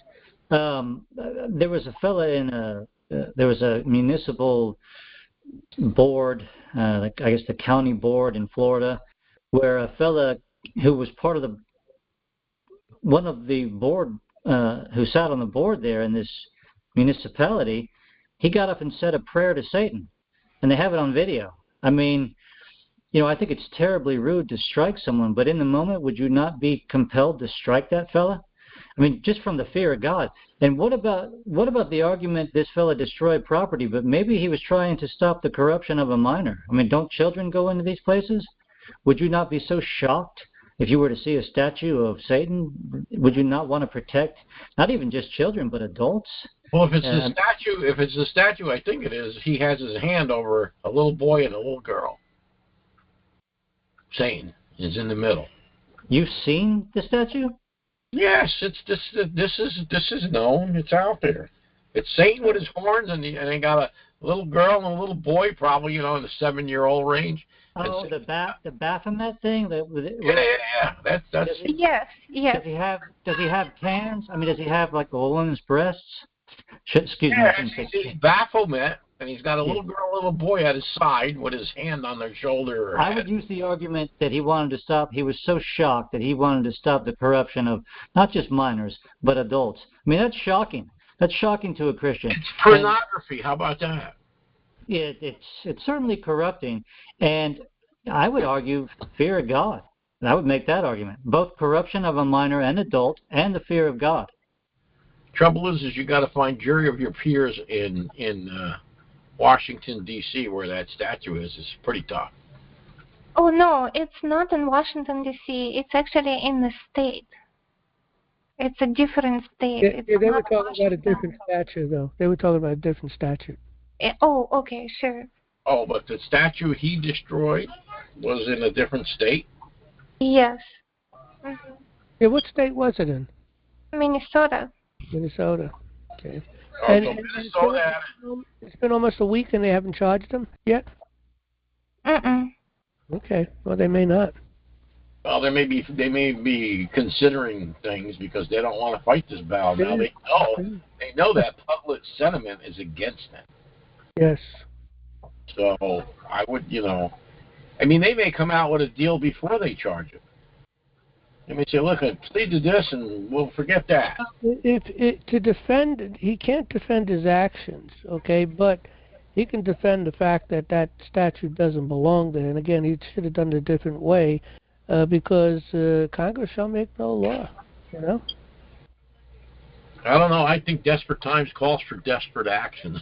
Yeah, well, I would defend the desire of that, believe me, but we can't do that. But look, Congress shall make no law respecting an establishment of religion or forbidding the free exercise thereof. Okay, so that's establishing a religion. It's called Satanism. Well, hold it. What was the statute? The statute was Satan, right? Baphomet. Right. Oh, so it is a Baphomet. Okay, it's same difference. It's the same difference. It's the exact statute we were talking about. Although I don't know if it has a little girl, a little boy, like the one at the Capitol does. Yeah, it's probably just making that hand gesture, right, with the 2 fingers or whatever that means. It's some kind of Satanist symbol, and then it's got the female. Google Baphomet in the Capitol, and it'll come up, the picture. Now, I don't know about the one in Illinois. I would look at both of them just for interest, But anyway, we got a lot of work to do, and I don't know how you're going to file papers if you're not, schooled in procedure. It's going to be a disaster. Got to find an attorney or somebody that's willing to do this for them. And the way you do that is you start a GoFundMe. Because if the attorneys see money coming in, they'll be more apt to want to do it, And some of them will just do it pro se, not pro se, what do you call it? Where they do it for free. Just because. Yeah, but if they did charge him with a crime, he's going to have a hard time defeating that crime, defeating that. Pro bono. pro bono. They may do it pro bono. He's going to have a difficult time defending that because he destroyed it. Temporary insanity. Come on. You got to think outside the box. Was his I intent? got all this press and all these people pull these statues down. I didn't think anything was going to happen to me. You let them pull down. Yeah, the problem is he'll put himself in jail because he'll reveal his intent once he says why. Okay, that proved intent. He's guilty. He's done. I mean, again, the best thing is that they haven't charged him yet, and they may not because you're right. They don't want the publicity focused in on that. Yes, especially when was that statue put up, I wonder? I don't know. Illinois? Is that the state, Illinois? Minnesota. Oh, Minnesota. Okay, I don't know where I got that Illinois. Yeah, what do you have any idea when that statue was put up there? No, I don't. That's interesting. I wonder about that. But well, anyway, we're about to take our nation back. Things are about to change, and there's going to be a lot of great things. There's no doubt about it. My question: in order to reach to Brett Whitten, Brett Winters. Would be Brett Allen Winters would. Well, I don't know. You know, he kind of would like that to defend something like that because he's a pretty pious Christian himself. But on the other hand, he's also. I think he'll see what I see also is the fact that it really is destruction of property. I mean, it's public property in this case. As evil as it might be, it's still property and it's public, and there is a better way to have dealt with that. He should have chosen a better way. And this is a lesson for everyone because, you could have a problem any time, and if you don't know how to defend yourself, then, you're going to be subject to their abuse. And again, that's why we put this course up here, Court Access in the Common Law, that people should consider taking, because you should know the law. You should be able to take care of your own legal business. And if you have a problem, you'll be able to deal with that in court. And if it's a criminal thing, I think it is it depends. It may be wise to have a lawyer to represent you to some degree, but you have to be control of that case. Whatever is written, whatever is decided, and whatever is claimed in the court by any lawyer that you might be working with, you should have to first approve that paper, and maybe even put your own papers in through him or through yourself. But I would say that should be only, if you're really kind of weak in understanding how the process works, it's helpful to have a lawyer to help you along. But also, if it's a criminal thing in certain cases, especially if you're guilty, you're going to want to have someone else talk. But all in all, you should be able to take care of your own business. I would try to get a hold of Joe Biden and tell him he can fix his reputation by pardoning me. Yeah. You laugh, but anyway. Commonlawyer.com. Commonlawyer.com if she wants to find Brent. Right, Brent Winters. Commonlawyer.com. We'll bring you to his website. Okay, thank you. You're welcome. Have a good night. God bless. Thank you. God bless. Don't throw stones around statues. You get in trouble. Okay. We have F.W. Kogi. I don't know what that is. Kogabovi. Frosine from New York. Go ahead. Your mic is open there. Frosine, you there? Yeah, I'm here. Can you hear me now? Yeah. I think she said she's here. You're coming. Can you get closer to your mic? I can't hear anything. I'm here. Can you hear me now? Yeah, we can barely hear you. I don't know. Maybe you want to check your. You should go into your settings and check your mic. It's very low. You're going to have to, make your volume up, Gerard, to hear her. I had to do that before. Oh, boy. Then Ross came in and blew my eardrums out. Like she's on Pluto. I don't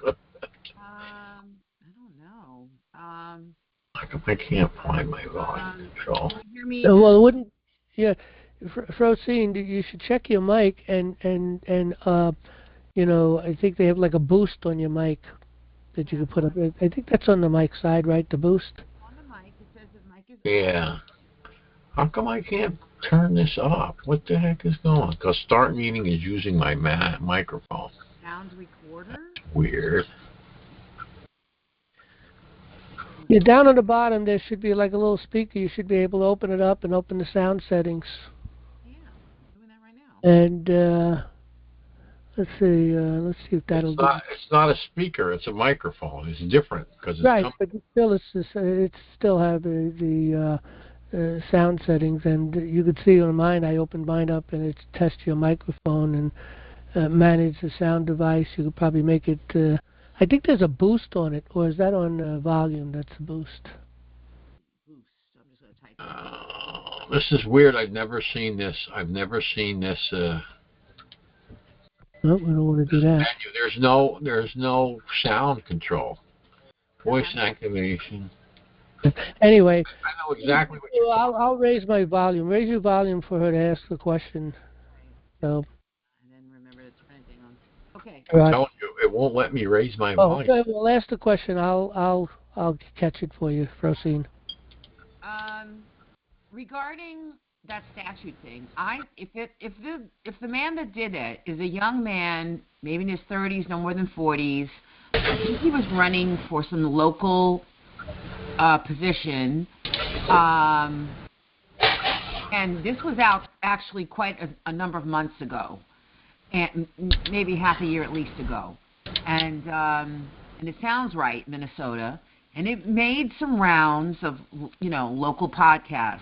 So it was not, what I'm hearing is not recent. And it was a statute. You might want to shorten it up because we can barely hear you, and people listening in on the recording is going to hear just silence from you. But try to get to the question, and we'll see if we can give a. So if I was seeing those rounds, it was making podcasts as what it is, which is like someone defending equal or Christian representation in statues.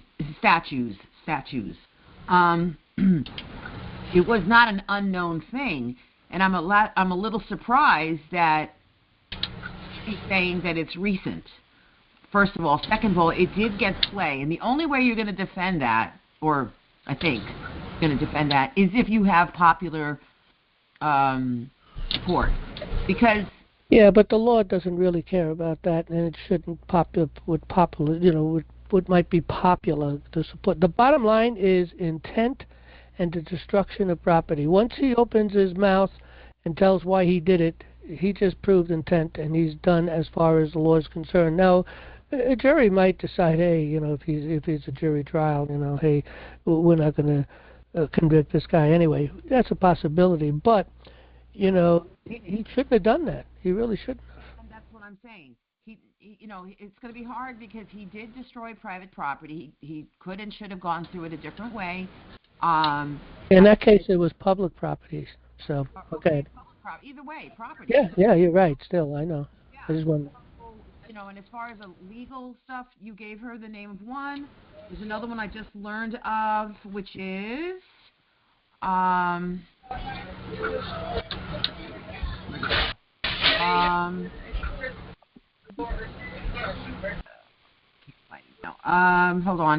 on. Let me see if I can find it real quick. Just learned of it. We the Patriots USA.org. His name is Brian Festa. He was interviewed by Mike Adams of the Health Ranger, and he does a lot of defending of families that the kids are being taken by people, by like foster care and whatever, because of and situations where they're defending their rights. In this case, it was their right to raise their kids the way they want. All right, well, you're going to have to shorten up because, again, when people listen to the recording, and we do get a lot of people listening to the recording, they're not going to hear you at all. And, okay, well, then just let her know about that. Well, right. What was the name of that site again? Yeah, We the Patriots USA.org. WeThePatriotsUSA.org. Right. And And then, of course, there's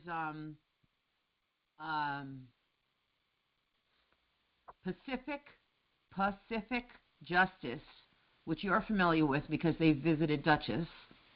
And they're also nonprofit defending Christian concerns. Also, the last thing I want to say is they may want to consider a pro bono, because if this is going to be considered criminal, if he does get charged with criminal, yes, he's going to need defense, and if he's not familiar, even familiar is very difficult, he may want a pro bono lawyer. All right, thank you. Okay, we have nobody else in the queue. If anybody else wants to get into the queue, star 6 and a 1 if you're on a phone, and there should be a button if you're on an app or browser. Gerard, you got anything we could talk about? Well, we got someone in the queue, so forget about it, Gerard. Okay, next person. It looks like Mark. What state you from? We got Mickey Mouse, Mighty Mouse or somebody. You're going to have to reboot because you're coming in like how would you explain that sound he's got going? Chipmunk. Chipmunk. You sound like a chipmunk. You're going to have to reboot your probably, what would I say? Probably shut your app off and then come back on. Maybe that'll fix it. I don't know. Yeah, Mark, your audio is all mixed up. You sound like a chipmunk, and we can't understand what you're saying. I'm sorry. If you'll try, come back. Rebooting your app or whatever you're on. So, okay. Well, nobody in the queue at the moment. All right. Anybody? Any of the leadership here have a question, a comment, or anything they want to share?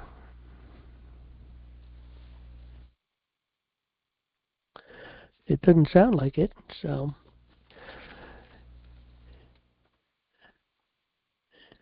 Anyway, I don't have anything particular to talk about, but again, we'll go back to, let's see what we have here. Maybe we'll talk about the 3/4 of a penny worth,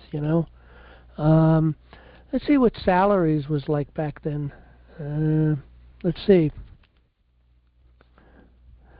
A choice apartment, 125th East 93rd Street between Park and Lexington. It's a Ritchie area.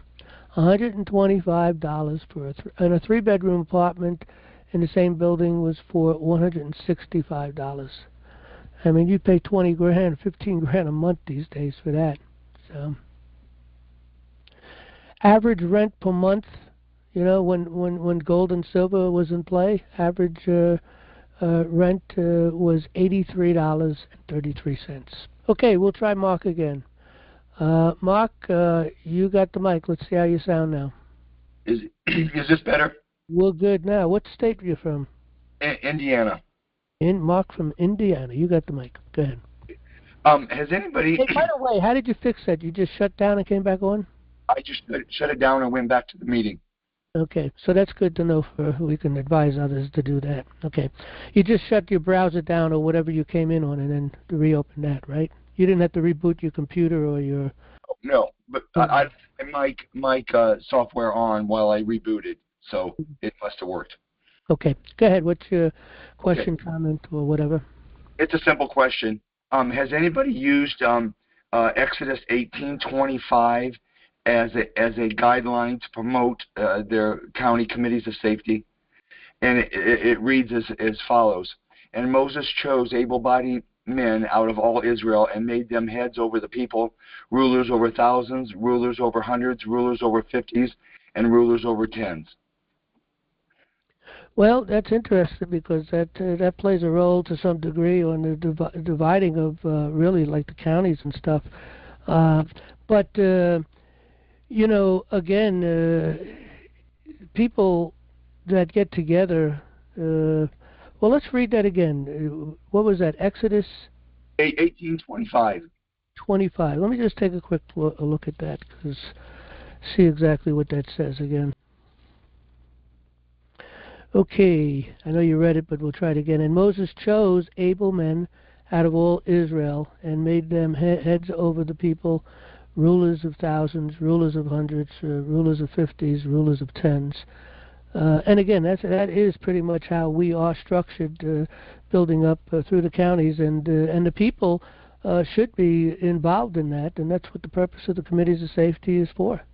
And there's no limit to the number of people, because see, it's a right of government by consent to have that part of that process, to be involved with that. That's an unalienable right.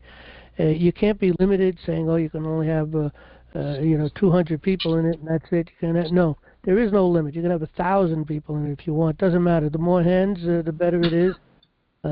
Many hands make light work, and so the more people involved, and the better it is. But it does apply to some degree, I would agree. Can you hear me? Yep, we got you. Okay, because I lost my mic for a while there. Please run Camera Hub to use, what is that up there? Some kind of camera or something, virtual camera. Oh, maybe it's me. No. I've been clicking sent. There you go. You got rid of it, so whatever it was. But go ahead. Did you want to comment on that?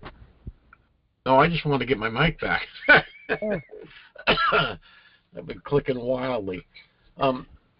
Anyway, again, using the Bible in order to establish things, of course, is good. People are free and independent to do whatever they want, to run things as committees of safety, but we strongly suggest to follow the structure we put together.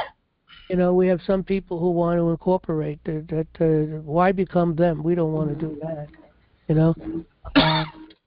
And various different things that are off of what we've laid out. But again, people are free and independent, but we need to structure ourselves in the same way so we're very compatible and able to do business together, because in order to have government by consent, you have to be able to do business with the county next door and even across the state or whatever, because you get involved in the election part of the process. Particularly, you will go into counties, going for your congressman or senator and so on. Okay. Thank you. But anyway, Mark, you got any other questions or anything else? No, I just wanted to see if anybody has ever tried this in the past. to try to, it's not a bad idea. I mean, you could, draft it up and use it. I don't see why you couldn't. Okay. Well, again, it's a structure. That verse is really the structure of how things work in order to, have a control. Again, that's how we are pretty much set up governmental-wise to some degree, and especially county-wise, and and you have different election districts, and so again, things are broken up, in that kind of a fashion. Okay, we'll take the text, Mark. Okay, thank you. All right, we'll take our next caller here. It looks like Troy, maybe? Troy Holger. Yeah, I hit the button for you, Gerard. Go ahead. Yeah. Okay. Go ahead. Yeah. First name, okay. Hello. Actually, it's Elizabeth. I don't know why it keeps coming up as Troy. Okay. I have a question about going before court, and is there? I have the common law handbook for jurors, sheriffs, and bailiffs and justices, and then I have the Uniform Commercial Code connection. Is there any others that you would recommend you would need to go before court, before a judge? Well, yeah, we have. I'm putting it up on the screen. Are you able to see the screen? Are you on an app? No, I'm on the phone. Okay. If you go out to nationallibertyalliance.org and on our blue bar under the Welcome tab, highlight the Welcome, and you come down to Books by John Darash, and there's quite a few books here.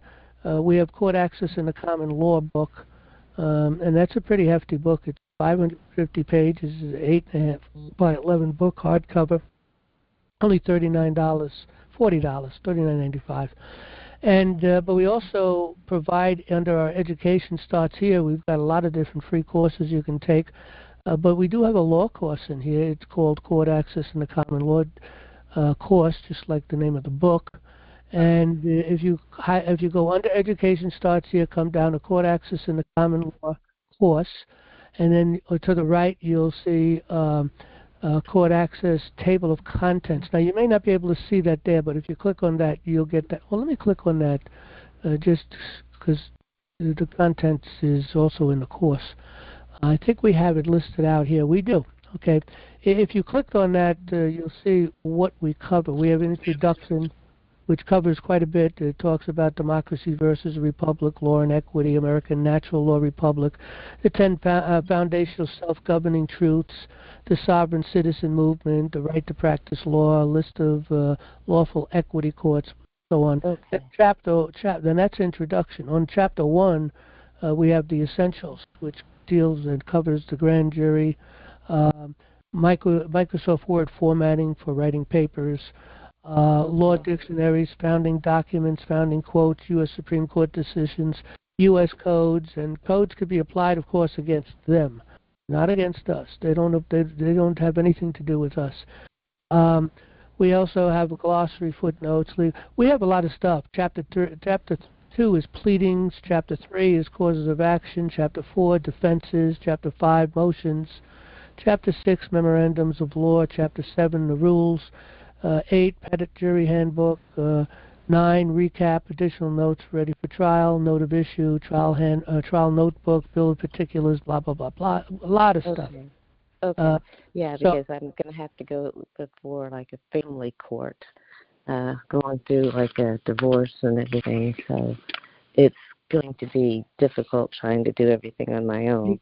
Although I do have an attorney. Is there any way to have a get together? Maybe have a counsel to help you to get together to discuss how you can work this thing out, if that's what you need to do. I mean, of course, the first counseling should be to salvage your marriage. But if not, then at least come together to say, well, hey, why are we going to give all our money to lawyers? Because that's what you're going to be doing. You're going to give them.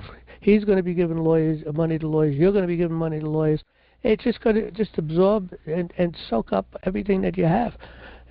Sit down and what I would do if I had to go through something like that is I would sit down and write up the most righteous agreement that I can and be very fair, put it on the table, and see once what we can do. Because if not, we're going to be giving half of that to the lawyers, or maybe even more.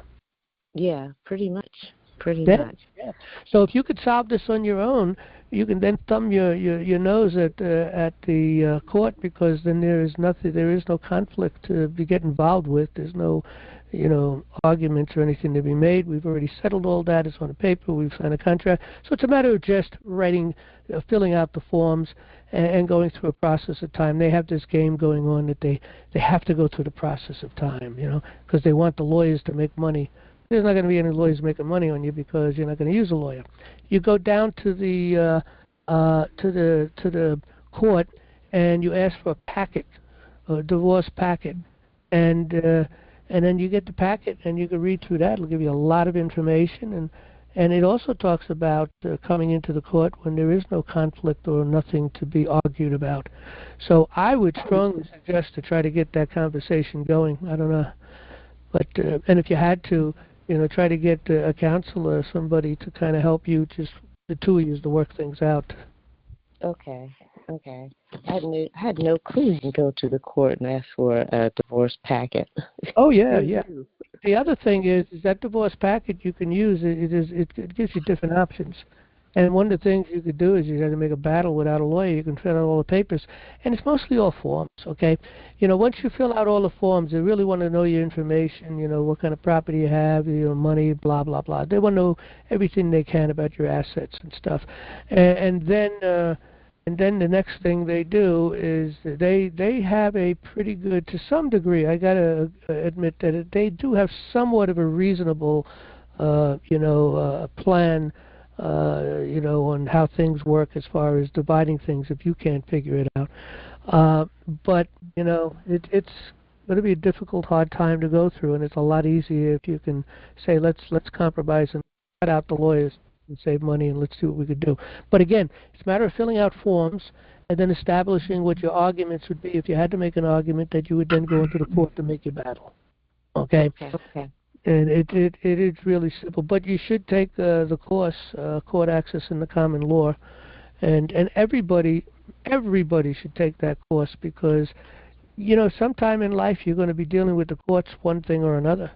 In civil cases, potentially a criminal case, hopefully not, but civil cases maybe. You might want to sue somebody, and why get a lawyer? Okay. So it's court access and common law.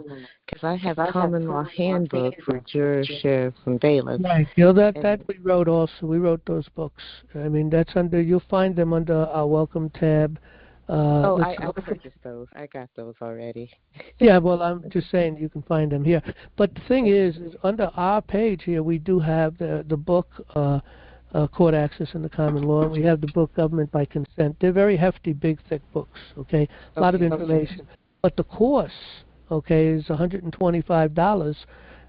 You know, people will pay thousands of dollars to learn due process and go to courts, but then they teach you a lot of BS anyway. You know, the civil law dealing with statutes and different things. But anyway, that course is a 90-hour course, and it'll be there forever. It's got a lot of it's got all the forms and different things, and we explain it all. You know, how to write a paper. You know, how to write the papers to go into court. You know, there's you have to have you know, your index number or case number, whatever you want to call that, and then you have to have a summons, and you have to have your affidavit, your paper, and then your memorandum, and so on, and then you have to understand due process and discovery. You know, anyway, we lay all that out.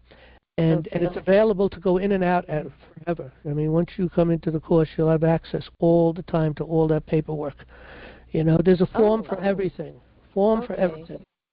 So once you pay your $125, you have access to it all the time, forever. All the time, forever. And anybody in the household can use it. I mean, you know, husband, wife, other family members, it doesn't matter. But you have that to go in there. And you just have to just make sure that you're signed in, and then you can join the course and get access anytime.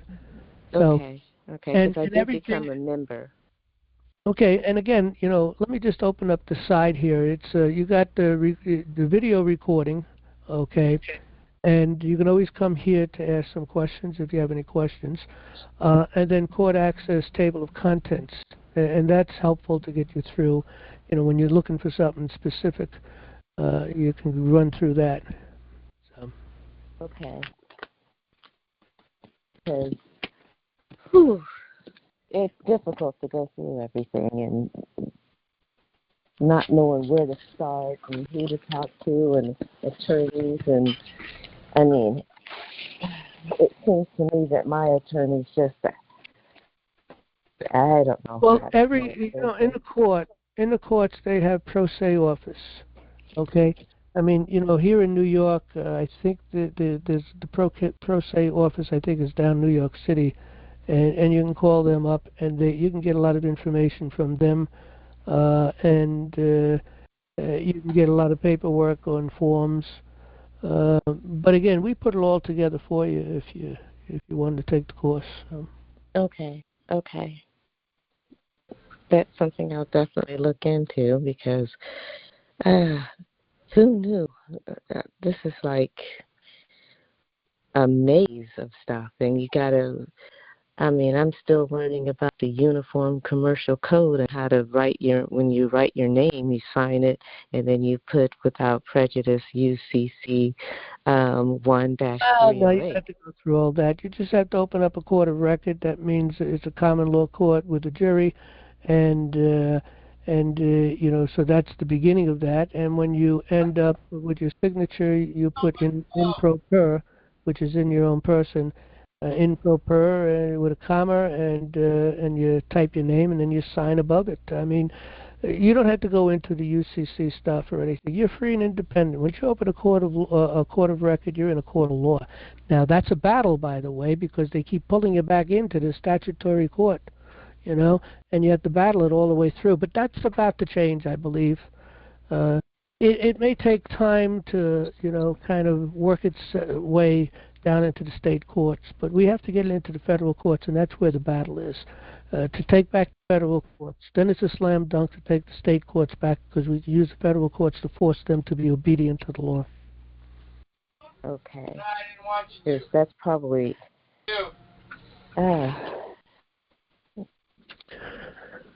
Okay, have you got anything else final? Because we're past our time now. We're about ready to close down. You got a final question? Okay. No, that was it, and I thank you. Thank you for your time. Okay.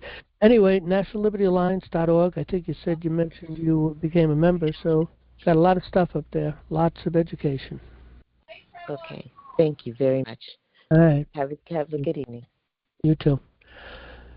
Okay, we've come to the end, so we're going to shut down.